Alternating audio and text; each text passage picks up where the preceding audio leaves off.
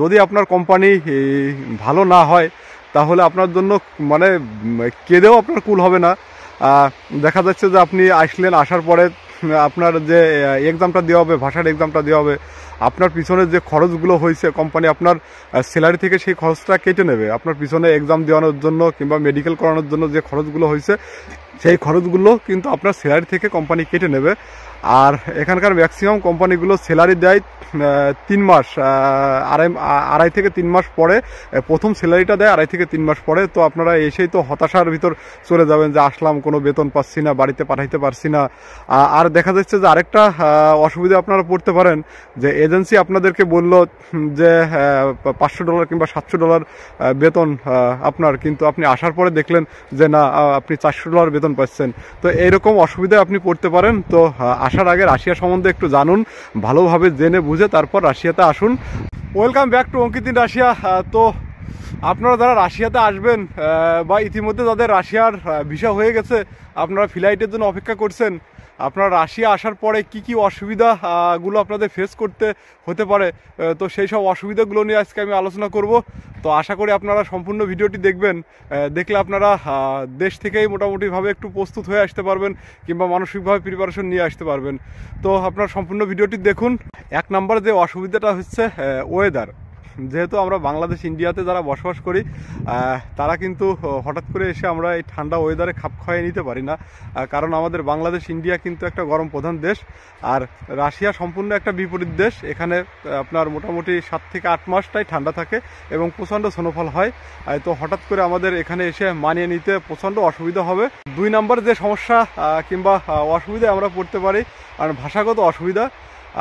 আমরা যারা বাংলাদেশ ইন্ডিয়াতে থাকি, আমরা নিজস্ব মাতৃভাষার পাশাপাশি কিন্তু ইংলিশ ভাষাটা আমাদের মোটামুটি কম বেশি আয়ত্তে আছে, কিন্তু রাশিয়া কিন্তু সেটা সম্পূর্ণ বিপরীত। রাশিয়াতে কোনো ইংলিশ ল্যাঙ্গুয়েজ ব্যবহার করে না, এরা এদের যে নিজস্ব রুস্কি আছে রাশিয়ান ভাষাটাই এরা ব্যবহার করে। আপনার কাজের ক্ষেত্রেও রাশিয়ান ভাষা ব্যবহার করবে ওরা, কিংবা আপনি কোথাও ঘুরতে গেলেন, শপিং মলে গেলেন, কেনাকাটা করতে গেলেন, হসপিটালে গেলেন, সব জায়গায় কিন্তু রাশিয়ান ব্যবহার করে। তো আপনাকে ওদের সাথে কমিউনিকেশন করতে খুবই কষ্ট হবে। বারবার আপনাকে মোবাইল বের করে ট্রান্সলেশনের মাধ্যমে আপনাকে তাদের ভাষা বুঝতে হবে এবং তাদেরকে বোঝাইতে হবে। আর আরেকটা অসুবিধা আছে, যেটা হচ্ছে আপনাকে রাশিয়া আসার পর কিন্তু একটা পরীক্ষার সম্মুখীন হতে হবে রাশিয়ান ল্যাঙ্গুয়েজের উপর।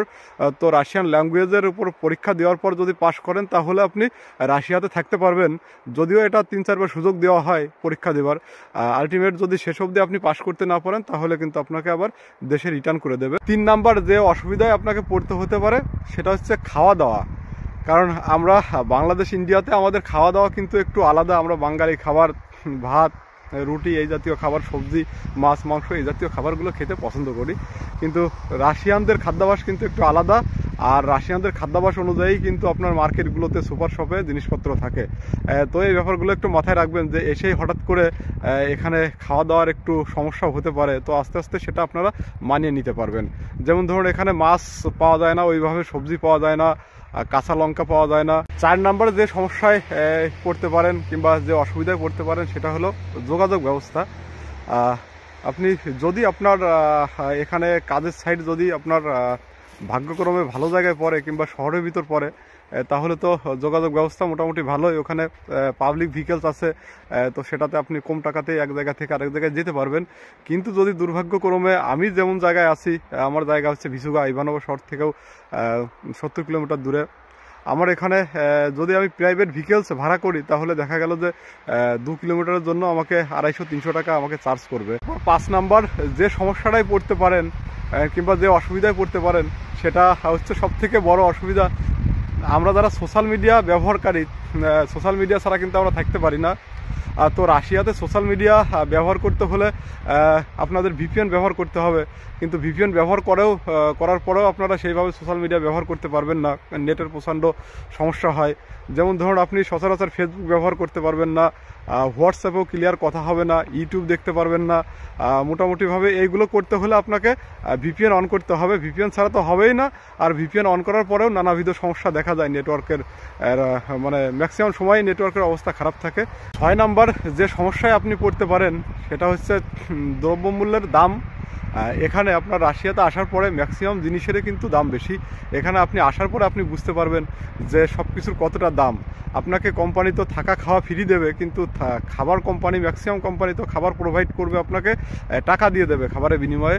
তো দেখা গেল যে আপনাকে মাসে 5,000 টাকা আপনার জন্য বরাদ্দ করলো, কিন্তু আপনি মাস শেষে দেখলেন যে আপনার ওই 5,000 টাকায় আর আপনি চলতে পারছেন না, কিংবা খাবার কিনে খেতে পারছেন না 5,000 টাকায়। কারণ এখানে আপনার মোটামুটিভাবে 1 কেজি চাল কিনতে গেলে 100 টাকার উপরে, আপনার ডাল কিনতে গেলে সব কিছুর দাম বেশি। আমি যেমন কালকে একটা ফুলকপি কিনলাম, প্রায় 200 টাকা পড়ছে। কাঁচা লঙ্কার প্রচুর দাম, মানে পাওয়াই যায় না, কাঁচা লঙ্কা তো পাওয়াই যায় না, ওটা ছাড়ুন, ওটা পাওয়া যায় না। তো সব কিছুর এখানে দাম বাড়তি। দেখা যাচ্ছে যে মাস শেষে আপনার যে স্যালারি দেয়, আপনার স্যালারি থেকেও কিছু খাবার ভিতর ঢুকে যেতে পারে। আর আমার ভিডিওগুলো দেখে যদি একটু উপকৃত হয়ে থাকেন, তাহলে আমাকে একটু লাইক করবেন, কমেন্ট করবেন, বা শেয়ার দিয়ে অন্যদেরকে দেখার সুযোগ করে দেবেন।